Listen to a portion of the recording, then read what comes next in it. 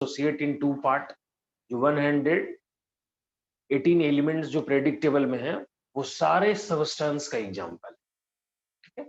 कुछ कंपाउंड को भी इसमें इंक्लूड किया जाता है, जैसे कार्बन डाइऑक्साइड, क्यूप्रिक सल्फेट, जितने भी सबस्टेंस, जितने भी कंपाउंड होते हैं, और वो सारे कंपाउंड को अगर फिजिकली सेपरेट नहीं किया जाता है, उसके पार्टिकल्स को, उसके मॉलिक्यूल को अलग नहीं करते हैं, वो सारे जो कंपाउंड होंगे उसको भी हम लोग सबस्टेंस कहते हैं। तो कार्बन डाइऑक्साइड है, या क्यूप्रिक सल्फेट है, पोटेशियम परमैंगनेट है, सोडियम बाइकार्बोनेट है, एनीथिंग एल्स, कोई भी वैसा सबस्टेंस जिसको वाटर के साथ डिसॉल्व किया जाए और उसके मॉलिक्यूल को अलग नहीं किया जाए, वैसे सारे सबस्टेंस, वैसे सारे कंपाउंड को भी हम लोग सबस्टेंस कहते हैं। मतलब दो सिंपल सिंपल सबस्टेंस ले लेंगे, जैसे सोडियम, सोडियम ले लिए, उधर से ऑक्सीजन, तो कुछ सोडियम एकदम सिंपल एक हमने एलिमेंट ले लिया सोडियम, फिर एक ले लिया ऑक्सीजन, ये हमने दो सबस्टेंस ले लिए सिंपली। अब ये सोडियम और ऑक्सीजन दोनों को हम लोग कंबाइन करेंगे, सोडियम को बर्न करवाएंगे ऑक्सीजन के प्रेजेंस में। तो जैसे ही सोडियम को बर्न करवाएंगे ऑक्सीजन के प्रेजेंस में, तो कैसे रिएक्ट करेगा और क्या बनेगा, पहले ये देख ले, ठीक है। तो हम लोग लिख देंगे sodium plus oxygen, sodium plus oxygen, ठीक है। तो ये हम अपने तरफ से पहले लिख देते हैं, उसके बाद समझते हैं बना कैसे। तो ये बना बाबू Na2 सोडियम ऑक्साइड।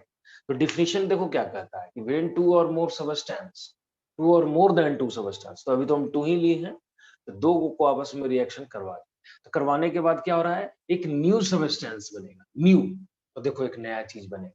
तो नया चीज बना, तो ये प्रूफ कैसे करेंगे कि नया बना है, तो इसकी जो प्रॉपर्टी होगी, सोडियम ऑक्साइड की जो प्रॉपर्टी होती है, वो सोडियम और ऑक्सीजन से हमेशा डिफरेंट, सोडियम और ऑक्सीजन से हमेशा डिफरेंट, इसकी प्रॉपर्टी अलग होगी, चाहे वो किसी भी तरीके से रिएक्ट करे। अच्छा, अब ये रिएक्ट कैसे किया, ये रिएक्ट कैसे किया, तो ये हम समझ लेते हैं साइड में कैसे रिएक्ट किया होगा। तो देखो सिंपली जो कंबाइन करवाने का जो तरीका होता है वो आप 9th क्लास में पढ़े होंगे, क्या कि सबसे पहले हम लोग उस एटम का एटॉमिक नंबर लिख लेंगे। तो सोडियम का एटॉमिक नंबर कितना होता है, 11। इसका इलेक्ट्रॉनिक कॉन्फ़िगरेशन करेंगे तो कितना आ जाएगा, 281। अब कितना आ जाएगा, सोडियम 1 प्लस। ये आपको करने आता है, नहीं आता तो हमने अभी सिखाया कि सबसे पहले जिस एटम को हम कंबाइन करवाना चाहते हैं, फर्स्ट एटम को हम लिखेंगे, लिखने के बाद उसका एटॉमिक नंबर लिखेंगे, आफ्टर दैट कॉन्फ़िगरेशन करेंगे, और जो कॉन्फ़िगरेशन के अकॉर्डिंग आउटर मोस्ट सेल में इलेक्ट्रॉन होते हैं, उस इलेक्ट्रॉन के अकॉर्डिंग जो पॉजिटिव और नेगेटिव चार्ज प्रोड्यूस होगा उसको हम लोग लिख देंगे इस तरीके से। 1 आया, 1 पॉजिटिव लिख दिया, चलिए अच्छी बात है। ऑक्सीजन उसके बाद 8 हो गया इसका एटॉमिक नंबर, 2 और 6 कॉन्फ़िगरेशन हो गया।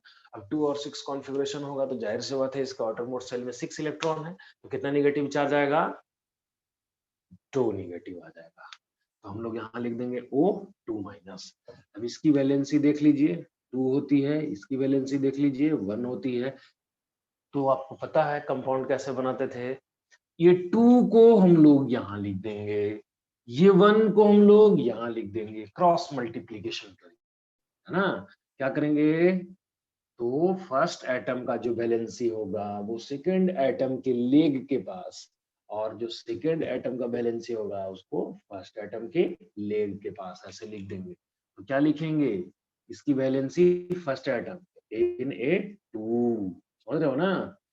अच्छा, O, O 1 लिख देंगे ऐसे, लेकिन 1 लिखने की आवश्यकता नहीं है, इसलिए हम लोग 1 इग्नोर कर देंगे। 1 तो वेल नोन ऑलरेडी है कि वहां 1 है, ठीक है। तो यहाँ से लिख देंगे Na2, ठीक है। तो ये आपका बन गया, देखो यही चीज बनाए थे, ये चीज बनाए थे ना, तो यहाँ Na2 ऐसे लिख, कोई प्रॉब्लम नहीं।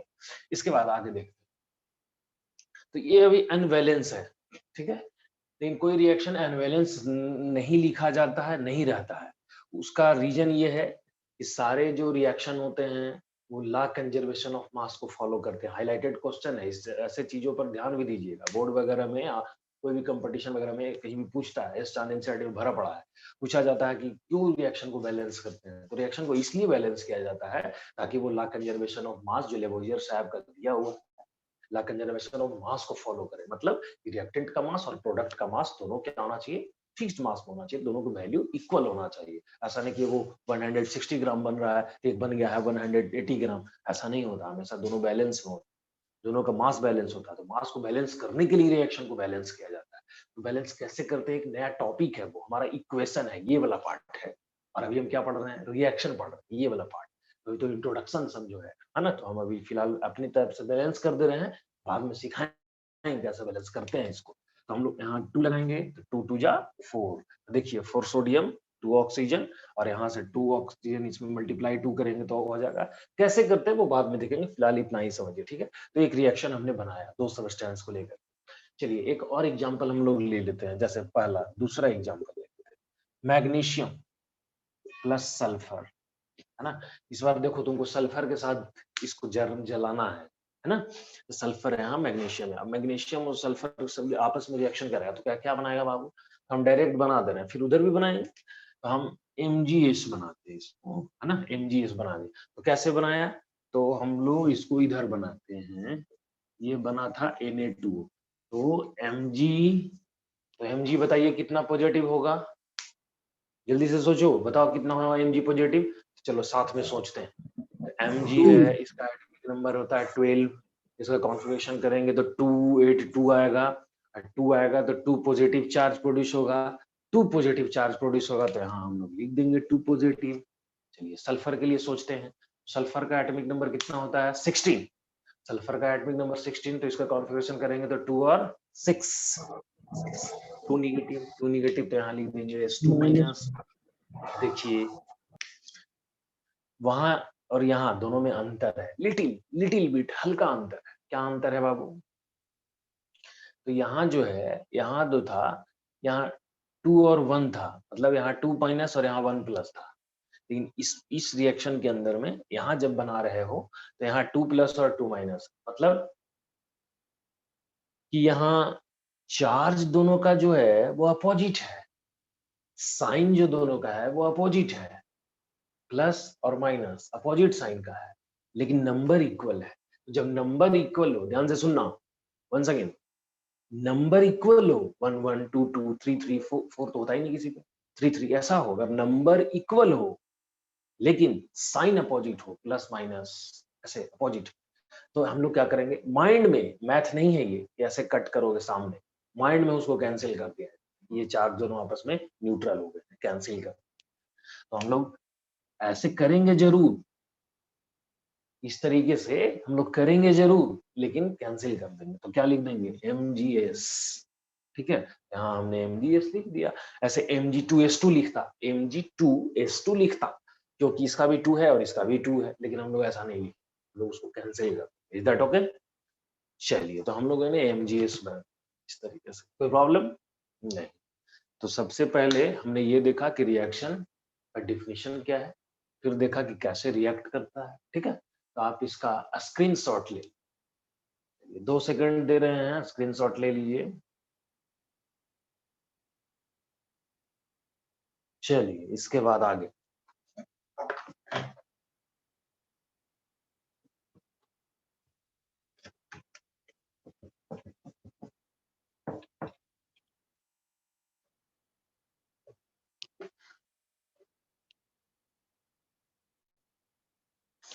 तो आफ्टर इसके बाद हम लोग समझते हैं ये कि रिएक्शन करवाने के दौरान जो इंपॉर्टेंट चीज है वो क्या क्या है।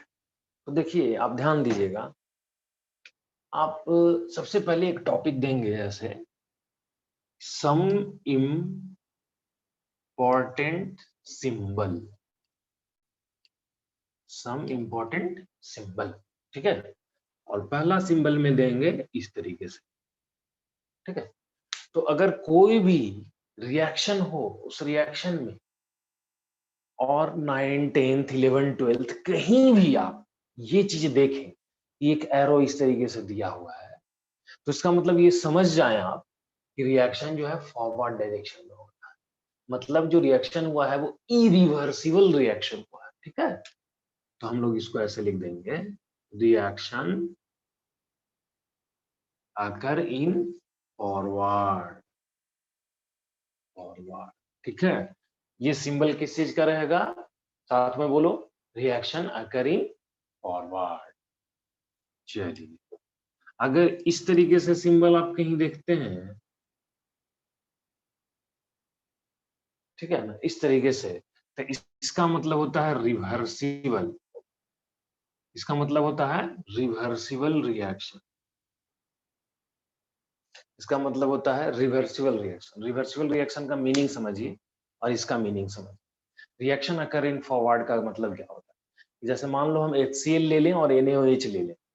HCl और NaOH, हाइड्रोक्लोरिक एसिड और सोडियम हाइड्रोक्साइड, ये दोनों को लेकर के हम लोग दोनों को कंबाइन करवा, तो HCl और NaOH को जब रिएक्ट करवाओगे तो बनेगा NaCl मतलब सॉल्ट, और H2 मतलब वाटर।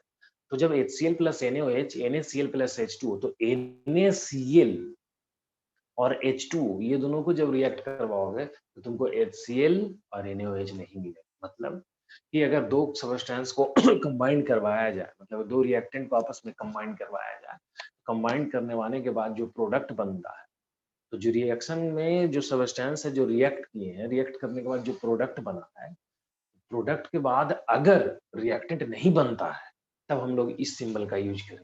ठीक है, रिएक्शन अकर इन फॉरवर्ड। ठीक है, इसका मतलब हुआ इरिवर्सिबल, मतलब अब चेंजिंग नहीं होने वाला है। जैसे एग्जांपल से, छोटा छोटा एग्जांपल आप पढ़े होंगे फिजिकल केमिकल चेंज में। दूध से दही, दूध से दही, मिल्क से कर्ड बन जाने के बाद लाख कोशिश कर लीजिए तो क्या कर्ड से फिर मिल्क बन सकता है?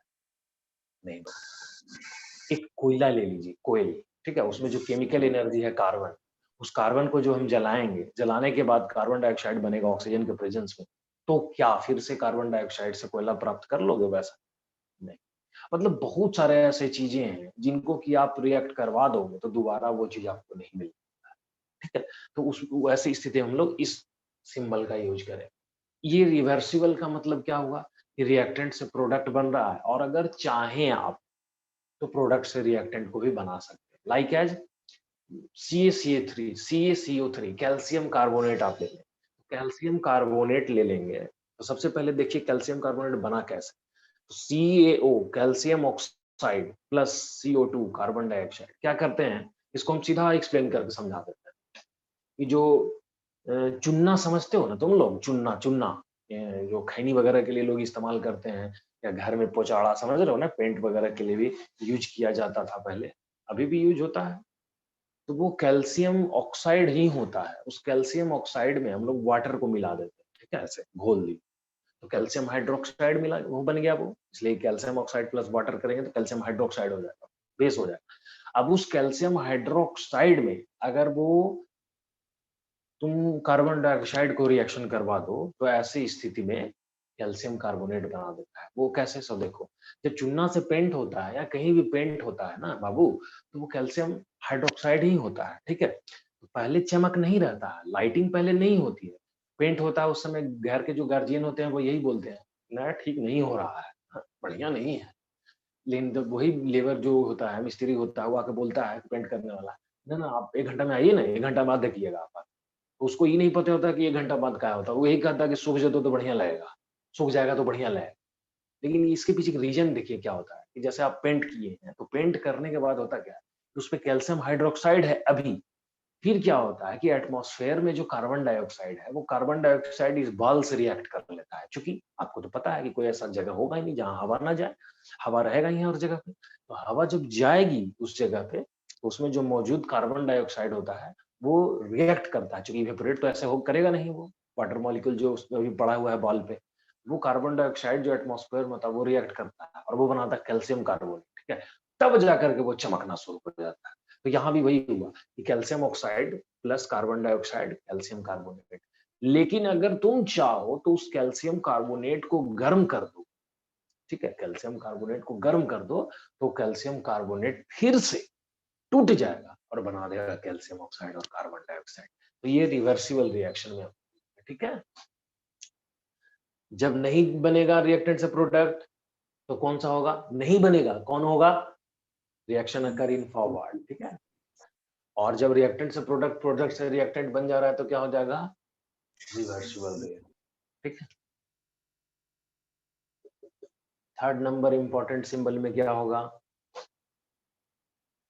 थर्ड नंबर जो है वो इंपॉर्टेंट सिंबल में तुम्हारा ये होगा कि इस तरीके से रहेगा, एक एरो रहता है, कोई केमिकल सब्सटेंस लिखा हुआ रहेगा, और उस केमिकल सब्सटेंस को उसके जस्ट लिटिल बिसाइड्स बगल में, हल्का बगल में ऐसे एरो ऊपर की ओर। अगर हल्का सा ऊपर में एक एरो कहीं भी आप रिएक्शन के दौरान देखें, आप देखते होंगे बुक वगैरह में, कभी नीचे एरो दे देगा, कभी ऊपर एरो दे देगा। इसका मतलब समझ नहीं आता है, लाइट बच्चा सब ऊँची है, उसको इग्नोर कर दिया गया, छोड़ा हटाओ, कुछ होता हो। तो अगर ऐसे दिया हुआ है, कोई सब्सटेंस लिखा हुआ है, उसके बगल में ऐसे दिया हुआ है, तो एकदम अब कुछ भी लिखा हुआ है, तो आप यही समझिए वो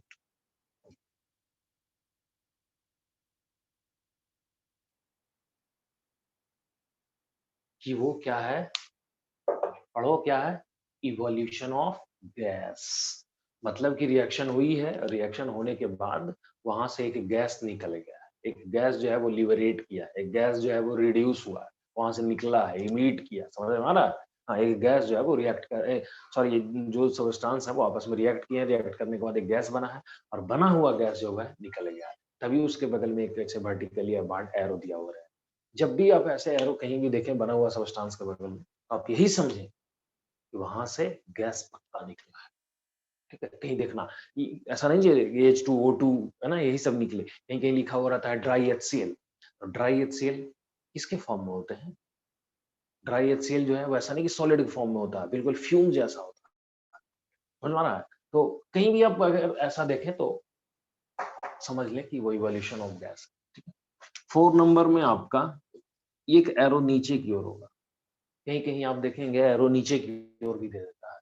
ठीक है, तो एरो जब नीचे देगा तो इसका मतलब ये होता है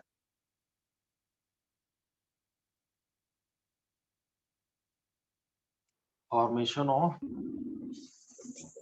प्रेसिपिटेट। जब एरो नीचे की ओर देगा तो क्या हो जाएगा? Formation of precipitate, formation of precipitate, है ना? हाँ, नीचे बैठ गया, बनने के बाद नीचे बैठ गया है। ठीक है, मतलब सब्सटेंस आपस में रिएक्ट किए हैं, रिएक्ट करने के बाद एक सब्सटेंस जो है वो नीचे बैठ गया। 5 नंबर में हमारा क्या है? एक सिंबल ऐसे देखते होंगे आप। ठीक है, ये है क्या? तो इसका नाम है डेल्टा। इसका क्या नाम है? डेल्टा, कैपिटल डेल्टा है ये। ठीक है, और इस डेल्टा का सिंबल कब इस्तेमाल करेंगे? इस डेल्टा को कभी यूज करेंगे? हीट। हीट के लिए, हीट के लिए, किसके लिए?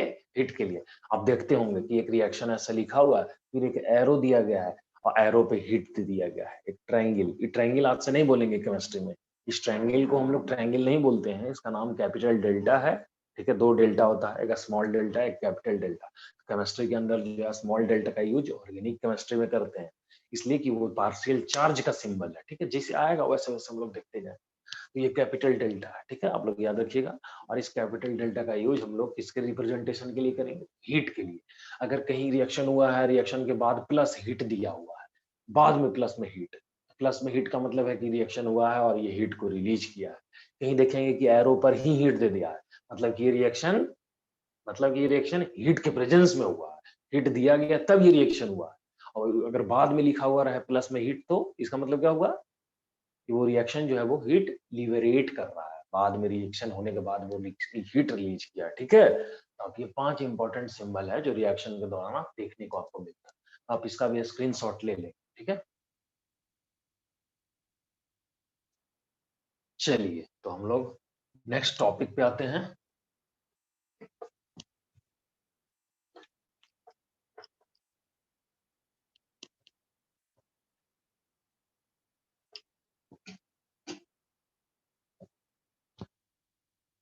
चलिए, नेक्स्ट टॉपिक है हमारा इंफॉर्मेशन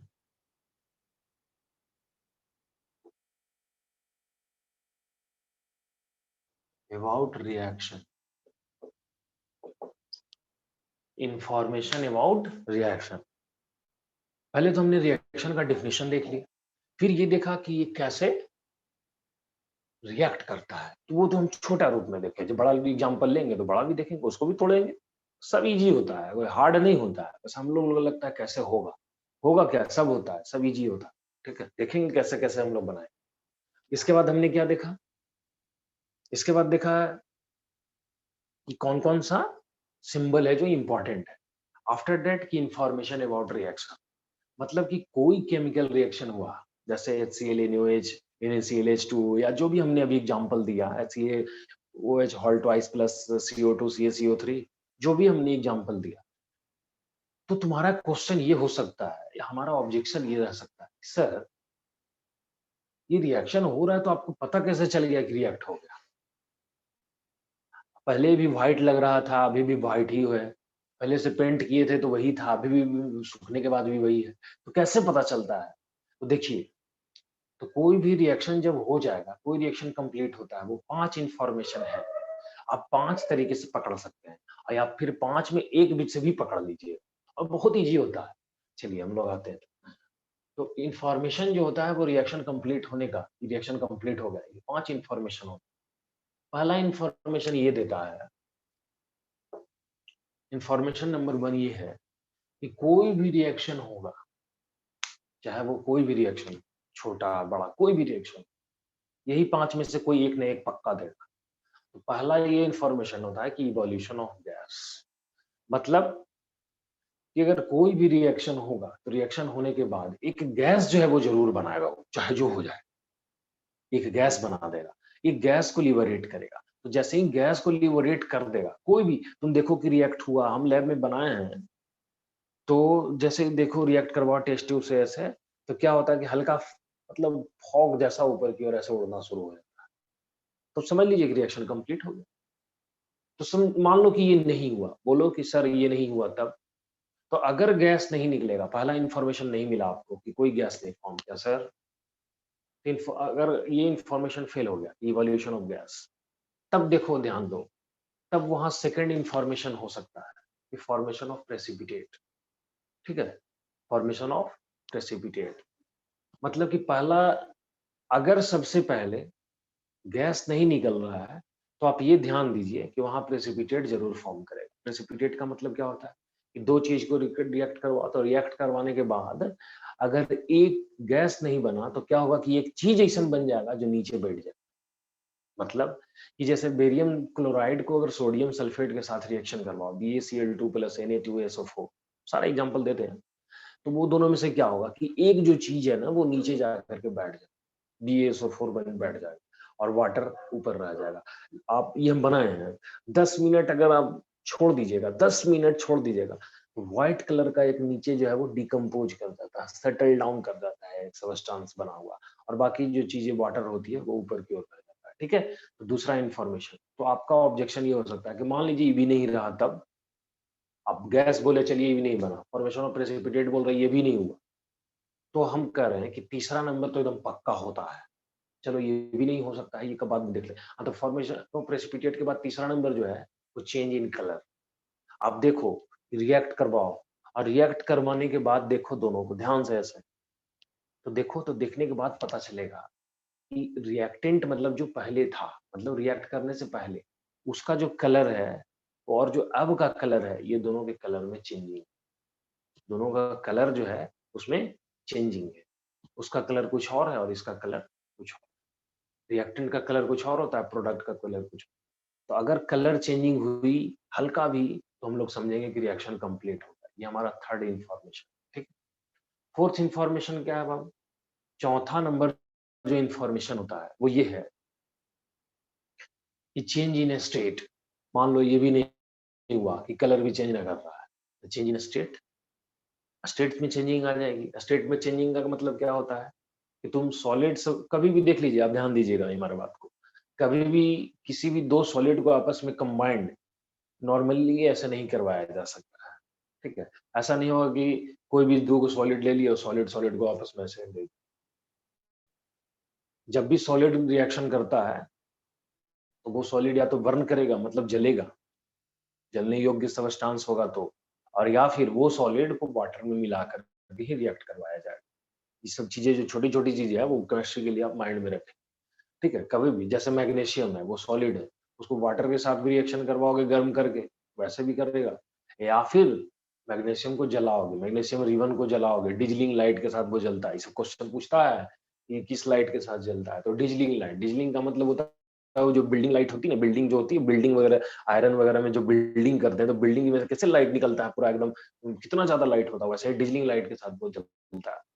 वो मैग्नीशियम जो है वो ऑक्सीजन के प्रेजेंस में जलता है, तब बनेगी मैग्नीशियम ऑक्साइड। तो देखो यहाँ भी ऑक्सीजन के प्रेजेंस में जला। कोई भी चीज ऐसे नहीं, ऐसे रिएक्ट नहीं कर लेगा, ठीक है, उसको वाटर चाहिए। आयरन है, आयरन आयरन है तो बिना मॉइस्चर के, बिना वाटर के, बिना ऑक्सीजन के रिएक्ट कर लेगा। उसको वाटर ऑक्सीजन चाहिए। हम कहते हैं ऐसा जगह पे आयरन को 20 साल नहीं 50 साल छोड़ दो, जहां ना ऑक्सीजन जा रहा है ना वाटर मॉलिक्यूल है, मॉइस्चर भी नहीं। देखो मॉइस्चर प्रूफ कंटेनर में रख करके देखिए उसको, कभी नहीं वो रिएक्ट करेगा। तो ऐसा नहीं होता, वो वाटर मॉलिक्यूल चाहिए, तो वाटर मॉलिक्यूल जैसे ही रहेगा तभी रिएक्ट करेगा। तो चेंज इन।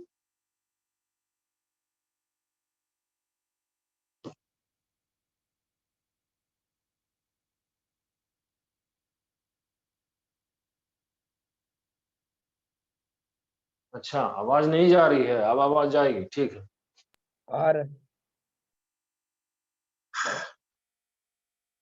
तो चेंज इन स्टेट की हम बात कर रहे हैं। तो चेंज इन स्टेट में होता क्या है कि जो सॉलिड बना हुआ सबस्टेंस, जो जो सबस्टेंस है, तो पहले से मान लो कि अगर गैस है, दो गैस आपस में रिएक्ट कर रहा है तो वो लिक्विड बनाएगा।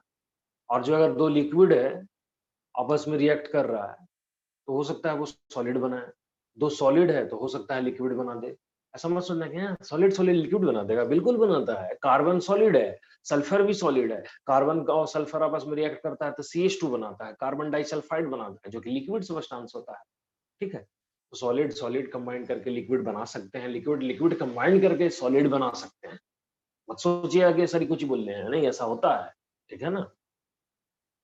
तो चलिए हम सबका अब एग्जांपल भी देखते हैं। और फिफ्थ नंबर जो आपका इंफॉर्मेशन है, पहला इवोल्यूशन ऑफ गैस नहीं दिया, तो हम लोग चेक करेंगे फॉर्मेशन ऑफ प्रेसिपिटेट। अगर ये भी नहीं दिया तो देखेंगे चेंज इन कलर, कलर में भी चेंजिंग नहीं है। अगर चेंज इन स्टेट, सॉलिड से लिक्विड, लिक्विड से गैस देख लेना, जैसे H2+O2, हाइड्रोजन प्लस ऑक्सीजन बनाएगा H2O लिक्विड।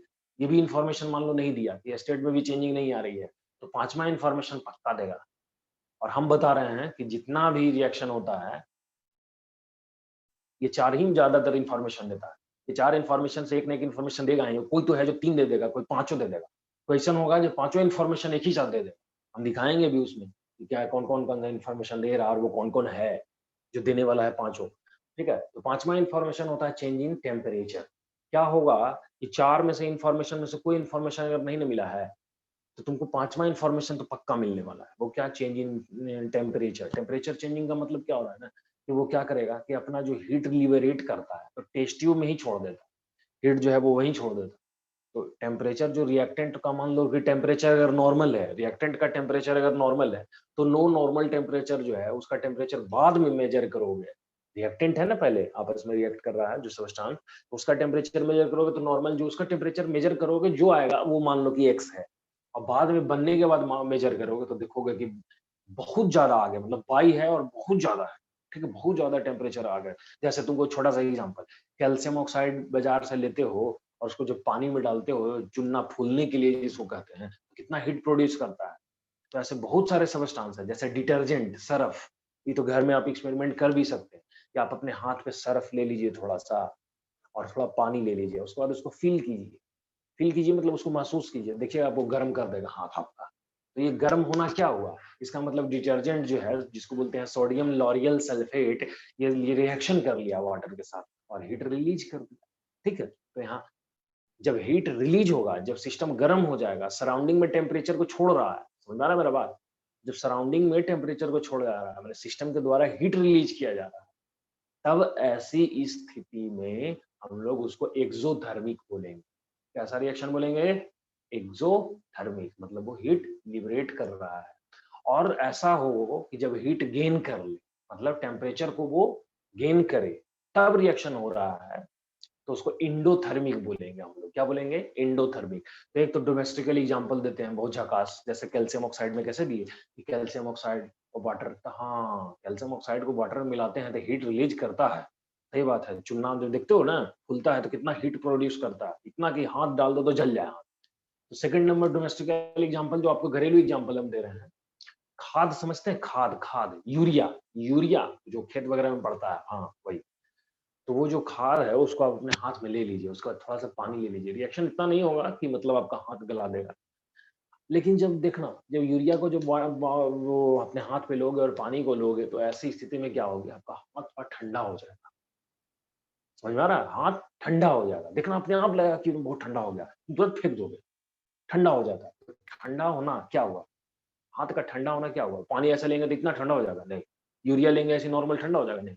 लेकिन यूरिया और पानी दोनों को एक साथ लेकर हाथ पे ले लेते हैं तो ठंडा हो जाएगा। इसका मतलब क्या होता है? NH2CONH2 जो यूरिया का फ़ॉर्मूला है, ये क्या किया कि वाटर के साथ रिएक्ट कर लिया। वाटर के साथ रिएक्ट करने के बाद जो है वो हीट को वाटर में गेन कर लिया, हीट को गेन किया। तो हीट को गेन किया, इस कारण सिस्टम ठंडा हो गया। सिस्टम का ठंडा होना ही प्रूफ है कि वो एंडोथर्मिक है। ठीक है? कहीं भी जैसे तुम्हारा एक और एग्जांपल हम देते हैं, फोटोसिंथेसिस। फोटोसिंथेसिस जो रिएक्शन है वो एंडोथर्मिक रिएक्शन है। बोलो कैसे सर? तो आप सोचिए, प्लांट है, ये प्लांट जब अपना भोजन बनाएगा तो कैसे बनाएगा? हीट और लाइट के प्रेजेंस में। तो 6CO2 प्लस 6H2 और एरो पर देखते हो ना, हीट लिखा हुआ रहता है, नहीं तो सनलाइट लिखा हुआ रहता है। ठीक है? तो सनलाइट और हीट ये दोनों की जरूरत है। तो सनलाइट और हीट, अगर ये दोनों रहेगा, हीट रहेगा, तो हीट का रहना और हीट के प्रेजेंस में खाना बनाना मतलब रिएक्शन कंप्लीट करना, क्या होगा? क्या होगा? हीट लिया है तब खाना बनाया, क्या होगा? एंडोथर्मिक। क्योंकि हीट मौजूद है तब कंप्लीट किया है दोनों रिएक्शन। ठीक है? तो एंडोथर्मिक। तो एक्सोथर्मिक एंडोथर्मिक तो हमारे आसपास में भरा पड़ा है। अब देखिए एक छोटा सा एग्जांपल, हमारे साथ सभी लोग एक काम कीजिए, यहाँ पर हाथ रखिए और उसको वेपर को छोड़िए अंदर से, कैसे? ऐसे किया तो क्या हुआ? हमारा हाथ गर्म लग रहा था, देखो। तो ये गर्म कैसे लगा? जब तुम एयर लिए और एयर लेने के बाद ऐसे छोड़ दिए, ऐसे जैसे ही छोड़े तो अंदर से तुम्हारे शरीर से, तुम्हारे बॉडी से हीट आया, बाहर आया। ठीक है? तो हीट बाहर आना क्या होगा? एक्सोथर्मिक। क्या होगा? एक्सोथर्मिक। इसीलिए पूछा भी जाता है कि why respiration is consider as an exothermic reaction. हम लोग रेस्पिरेशन को, ब्रीथिंग को, है ना, श्वसन छोड़ने की क्रिया को हम लोग आखिर क्यों क्यों एक्सोथर्मिक में विचार करते हैं, क्यों सोचते हैं कि वो एक्सोथर्मिक है? इसका कारण है कि रिलीजिंग ऑफ हीट, वो रिलीज करता है, रिलीज कर रहा है हीट, इसीलिए हम लोग उसको कंसिडर करते हैं एक्सोथर्मिक। फर्स्ट क्वेश्चन है एनसीईआरटी का ये, इस चैप्टर का पहला क्वेश्चन है ये, जैसे एक्सरसाइज में जाओ पहला क्वेश्चन यही है। ठीक है? तो आप इस पे ध्यान देंगे। एक्सोथर्मिक हीट रिलीज करना, एंडोथर्मिक हीट गेन करना। ओके? ये 5 इन्फॉर्मेशन था और ये 5 में से आपको कोई ना कोई एक मिलेगा, पाँचों मिलेगा, 3 मिल जाए, 2 मिल जाए, कोई ना कोई मिलेगा। ठीक है? ये रिएक्शन कंप्लीट हुआ है, इस बात का प्रूफ है। ओके? तो हम लोग लिखते हैं और डायरेक्ट एग्जांपल देते हैं। ओके? क्योंकि ऑलरेडी हमने आपको अच्छे से समझा दिया इसके बारे में। तो पहला हो गया इवोल्यूशन ऑफ गैस।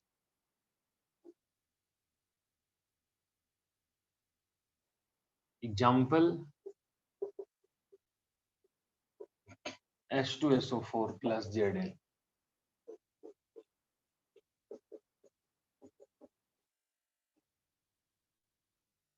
देख रहे हो, Zn SO4 प्लस में H2 लिखे हैं और H2 के बगल में देखो ना क्या किए, ये वो एरो दे दिए। ये एरो क्या रिप्रेजेंट कर रहा है कि गैस निकल गया। ठीक है ना?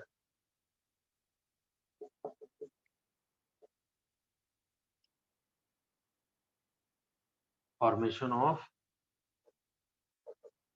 प्रेसिपिटेट। तो क्या ले लेंगे हम लोग?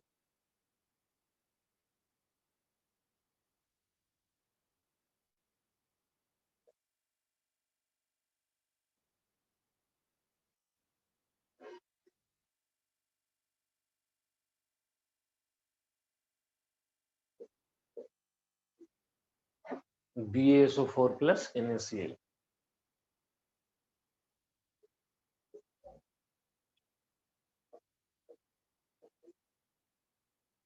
पीपीटी। पीपीटी। पीपीटी का मतलब है प्रेसिपिटेट। पीपीटी का क्या मतलब है? प्रेसिपिटेट।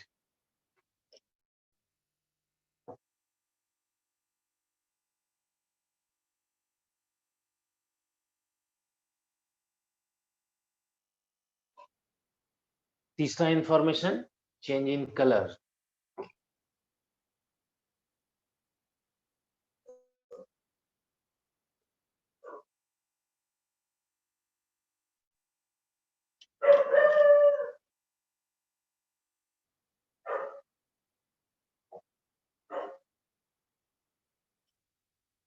ठीक है,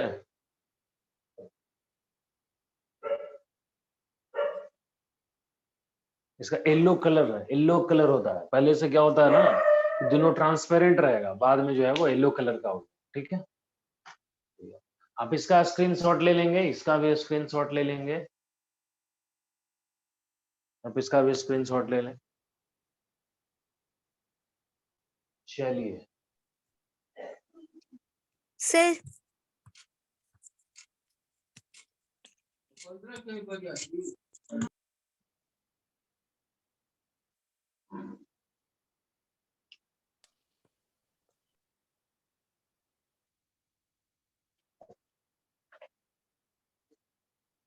4 नंबर,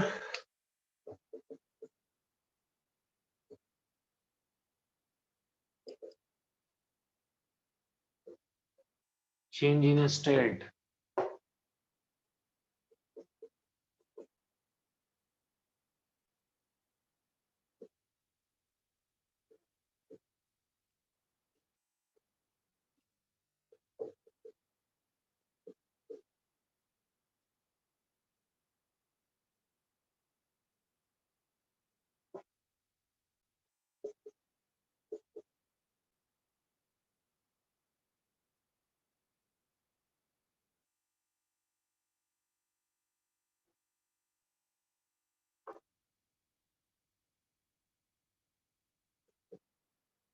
सॉलिड, सॉलिड बनाया लिक्विड। ठीक है, और 5वां नंबर हो गया तुम्हारा चेंज इन टेम्परेचर। ठीक है, चेंज इन टेम्परेचर में 2, एक्सोथर्मिक और यहां से इंडोथर्मिक। ठीक है,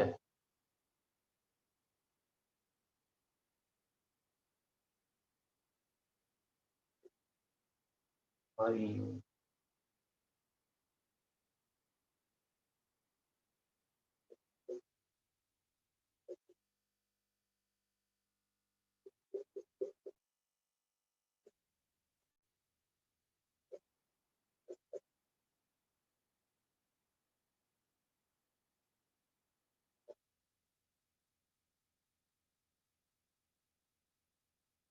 देखो कैल्शियम ऑक्साइड रिएक्ट किया वाटर के साथ, तो कैल्शियम हाइड्रोक्साइड बनाया, हाइड्रोजन गैस बनाया, लिबरेट किया, ऊपर की ओर छोड़ दिए, और ये हीट बना दिया। ठीक है, तो कहीं भी अगर रिएक्शन में अगर बाद में हीट दिया हुआ है, मतलब रिलीज, अगर एरो पे दे दिया गया है हीट का सिंबल, तो इसका मतलब इंडोथर्मिक, हीट का गेनिंग।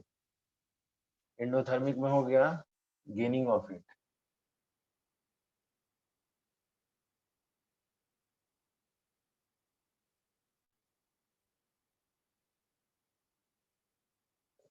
हीट,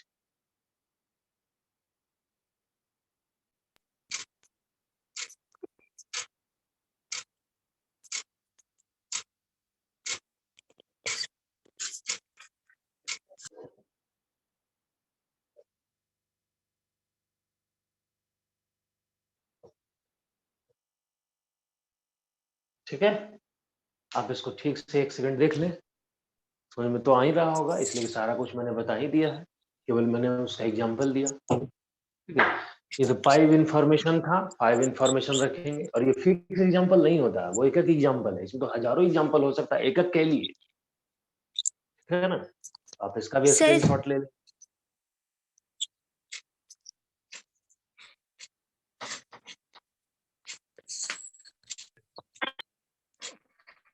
चलिए, आफ्टर दैट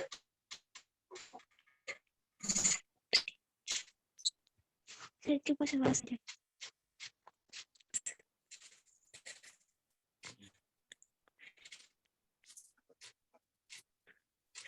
सर मुझे क्वेश्चन करना।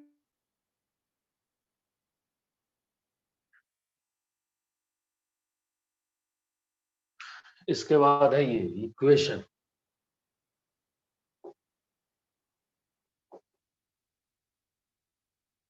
इक्वेशन, तो इक्वेशंस क्या है, इक्वेशन क्या होता है? तो किसी भी केमिकल रिएक्शन के दौरान जैसे हम लोग लिखते हैं MgO प्लस Na2CO3, ठीक है, तो बनाता है MgCO3 प्लस Na2। अगर ये बना दिया, ठीक है, तुम सोचो, तो ये बना हुआ सब्सटेंस में हम लोग MgO की जगह पे क्या लिखते हैं? हम लोग लिखते हैं MgO की जगह पे मैग्नीशियम ऑक्साइड, ऐसा लिखते हैं। हम लोग जो लिखते हैं वो कार्बन CaRBON कार्बन लिखते हैं ऐसे, या CO2 लिख देते हैं, CO2 लिखते हैं, ठीक है। तो कोई भी केमिकल रिएक्शन में, किसी भी केमिकल रिएक्शन के अंदर, किसी भी केमिकल रिएक्शन के अंदर उस केमिकल रिएक्शन का जो सब्सटेंस होता है उसका सिंबॉलिक रिप्रेजेंटेशन जो हम लोग यूज करते हैं उसी को हम लोग इक्वेशन बोलते हैं।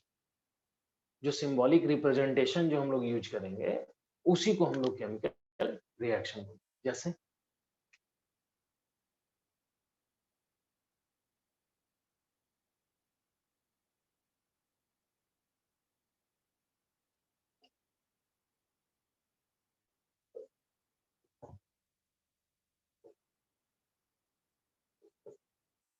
CO3 प्लस, ठीक है। तो मैग्नीशियम ऑक्साइड हमने पूरा नाम नहीं लिखा, सोडियम कार्बोनेट हमने पूरा नाम नहीं लिखा, मैग्नीशियम कार्बोनेट फिर से हम लोग पूरा नाम नहीं लिखे हैं, समझ में आ रहा है? फिर सोडियम ऑक्साइड तो उसका पूरा नाम नहीं लिखे, केवल उसका सिंबल लिखे हैं। जो केमिकल सब्सटेंस है उस केमिकल सब्सटेंस का सिंबल लिखे हैं। तो जो सिंबल लिख करके रिप्रेजेंट किया जाता है ना, तो सिंबॉलिक रिप्रेजेंटेशन को ही हम लोग इक्वेशन, ठीक है ना। हम लोग यहाँ लिख देंगे क्या कि it is a symbolic representation, representation of substance which take part in a chemical reaction। मतलब जो केमिकल रिएक्शन में भाग लेने वाले हैं उनका सिंबॉलिक रिप्रेजेंटेशन होता है ये, ठीक है। अब ये दो टाइप का होता है,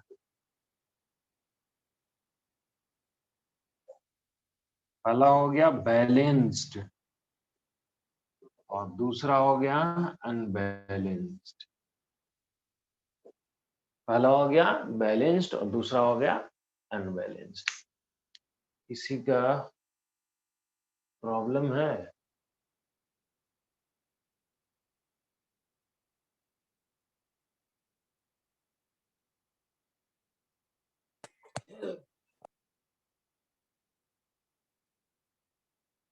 ठीक है, बैलेंस्ड और अनबैलेंस्ड।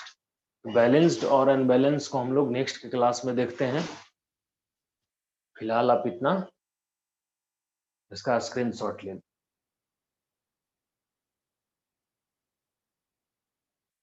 तो आज के लिए जो है आपका क्लास इतना ही है।